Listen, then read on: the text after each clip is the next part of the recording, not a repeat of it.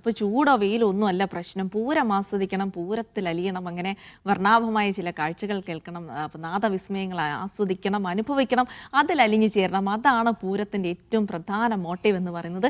അത് ലക്ഷ്യമാക്കിക്കൊണ്ട് ഇന്നലെ തന്നെ ആളുകൾ അങ്ങോട്ട് എത്തിക്കൊണ്ടിരിക്കുകയാണ്. അത് കുറച്ചുകൂടെ കഴിഞ്ഞാൽ ഒരു 11 മണിയൊക്കെ ആകുന്നതോടുകൂടി മഠത്തിൽ വരവൊക്കെ ആകുമ്പോഴേക്ക് തന്നെ അതങ്ങ് അതിൻ്റെ ഒരു ആവേശത്തിലേക്ക്, അല്ലെങ്കിൽ അതിൻ്റെ ഒരു പാരമ്യതയിലേക്ക് എത്തുന്ന വളരെ മനോഹരമായ കാഴ്ച. ഒരു ജനസാഗരം ഒന്നാകെ ഒരു മനസ്സോടെ ഒരു പൂരനഗരിയിലേക്ക് അലിഞ്ഞെത്തുന്ന കാഴ്ചകൾ കൂടിയാണ് കാണാനിരിക്കുന്നത്.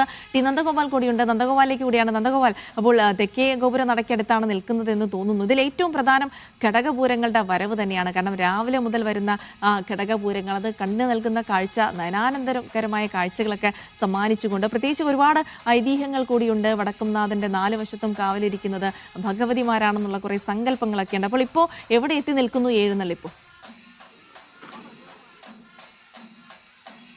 പൂരത്തിന്റെ ആവേശത്തിന്റെ ആ മണിക്കൂറുകളിലേക്ക് കടന്നിരിക്കുകയാണ്. ഇപ്പോൾ ഘടകപൂരങ്ങളാണ് ഓരോന്നായി ക്ഷേത്രത്തിലേക്ക് എത്തുന്നത്. നമ്മൾ രാവിലെ 7 മണിയോടുകൂടി കണിമംഗലം ശാസ്താവ് ഘടകപൂരം ആദ്യം ഇങ്ങോട്ട് എത്തിയത് കണ്ടിട്ടുണ്ടായിരുന്നു. തെക്കേ നട വഴിയാണ് കണിമംഗലം ശാസ്താവിന്റെ ഘടകപൂരം അകത്തേക്ക് പോയത്. നേരത്തെ നടരാജ് പറഞ്ഞതുപോലെ ഒരു വിശ്വാസം, അദ്ദേഹം വെയിലും തണുപ്പും കൊള്ളുന്നതിന് മുൻപ് ഇവിടെ വന്ന് എഴുന്നള്ളി പോകണമെന്നുള്ളതായിരുന്നു.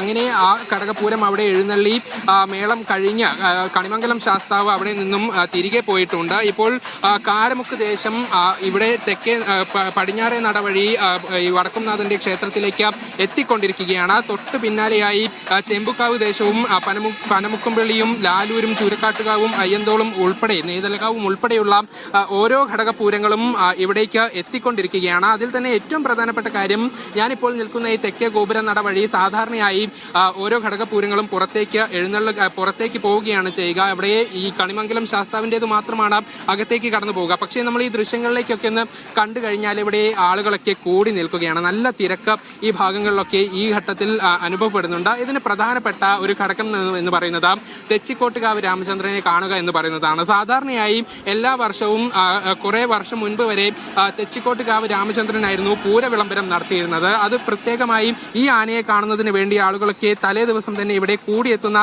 ഒരു കാഴ്ചയുണ്ടായിരുന്നു. പിന്നീട് ആ ഒരു സ്ഥാനം പിന്നീട് എറണാകുളം ശിവകുമാർ ഏറ്റെടുക്കുകയായിരുന്നു. ഏതായാലും തെച്ചിക്കോട്ടുകാവ് രാമചന്ദ്രൻ പിന്നീട് ചെമ്പുക്കാവ് ദേശത്തിന്റെ എഴുന്നള്ളിപ്പിൽ പ്രധാനിയായി വരികയും ആ ആന ചെമ്പുക്കാവ് ദേശം ഇങ്ങോട്ട് എത്തിക്കഴിഞ്ഞാൽ അവിടെ എഴുന്നള്ളത്തും മേളവും കഴിഞ്ഞാൽ ഈ തെക്കേ നട വഴിയാണ് പുറത്തേക്ക് വരിക. ആ സമയത്ത് ആനയെ കാണുന്നതിന് വേണ്ടി, തെച്ചിക്കോട്ടുകാവ് രാമചന്ദ്രനെ കാണുന്നതിന് വേണ്ടിയാണ് ആളുകളൊക്കെ ഇപ്പോൾ ഇങ്ങോട്ട് എത്തുകയും ചെയ്തിട്ടുള്ളത്. വലിയ തിരക്ക് കുറച്ചുകൂടി കഴിഞ്ഞാൽ ഇവിടെ ഉണ്ടാകും. വലിയ ആർപ്പുവിളികളോടെയായിരിക്കും ആ ആനയെ ആളുകൾ സ്വീകരിക്കുകയും ചെയ്യുക. അങ്ങനെ പൂരത്തിന്റെ ഓരോ ഘടകങ്ങളിലും വലിയ ആവേശം തരുന്ന ഓരോ ഘടകങ്ങളും പൂരത്തിന് ഉണ്ട് എന്നുള്ളതാണ്. ഏതായാലും ഇപ്പോൾ ഘടകപൂരങ്ങളൊക്കെ നടക്കുകയാണ്. അതേസമയം ഏറ്റവും പ്രധാനികളായ തിരുവമ്പാടിയും പാറമേക്കാവും അവരുടെ ഓരോ ചടങ്ങുകളായി ആരംഭിച്ചിട്ടുണ്ട്. തിരുവമ്പാടി രാവിലെ 7 മണിക്ക് തന്നെ എഴുന്നള്ളത്ത് തുടങ്ങുകയും ചെയ്തിട്ടുണ്ട്. അത് തെക്കേ മഠത്തിലേക്കാണ് പോവുക. അവിടെ ഒരു പൂജയുണ്ട്. ഈ പൂജ കഴിഞ്ഞതിന് ശേഷം തെക്കേ മഠത്തിൽ നിന്നും മഠത്തിൽ വരവ് പഞ്ചവാദ്യം തുടങ്ങുകയും ചെയ്യും. കോങ്ങാട് മധുവിന്റെ നേതൃത്വത്തിലാണ്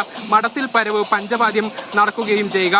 അവിടെ ഏറ്റവും വലിയ പഞ്ചവാദ്യം, ഏറ്റവും ഈ ആസ്വാദനം, ഈ മേളം ആസ്വദിക്കുന്ന പൂരപ്രേമികൾക്ക് ഏറ്റവും കൂടുതൽ ആവേശം നൽകുന്ന ഒരു പഞ്ചവാദ്യത്തിന്റെ മേളമാണ് അവിടെ നടക്കുകയും ചെയ്യുക. അത് കോങ്ങാട് മധുവിന്റെ നേതൃത്വത്തിൽ നടക്കുകയും ചെയ്യും. അവിടെ നിന്നും എഴുന്നള്ളത്തായി നടക്കുകയും ആദ്യം 7 ആനകൾ ചേരും. പിന്നീട് അത് 15 ആനയായി മാറി ഈ ക്ഷേത്രത്തിനകത്തേക്ക് വരികയും ചെയ്യും. അതേസമയം ഏതാണ്ട് 12 മണിയോടുകൂടിയായിരിക്കും പാറമേക്കാവിന്റെ ചടങ്ങുകൾ ആരംഭിക്കുക. പാറമേക്കാവ് ക്ഷേത്രത്തിൽ നിന്നും പുറത്തേക്ക് ആന എഴുന്നള്ളും.